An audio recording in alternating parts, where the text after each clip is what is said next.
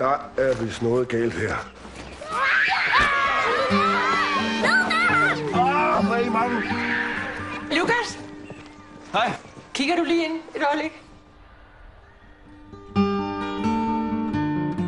Hvad er det for noget? Hvad er det, der er sket? Ja, det kan jeg ikke sige. Måske er det bedste, at du tager fri et par dage, ikke? Så kan vi få det her på plads sådan stille og roligt. Nå, hvad har hun nu fundet på, den lille bandit? Hvad er det, siger? Jeg kender min lille pige, og hun lyver ikke, og det har hun aldrig nogensinde gjort. Så må du få skolen lyve nu. Sindssygt eller hvad? Hvis du har rørt min lille datter, så får du en kugle lige i panden. Har du på at smadre mit liv? Så ringede og sagde, at der er sket alt muligt klam nede i børnehaven. Du skal ikke høre på, hvad de siger, Magnus. Det er min bedste vens datter, det ved du godt, ikke? Jeg tror på børnene, Lukas. Det har jeg altid gjort.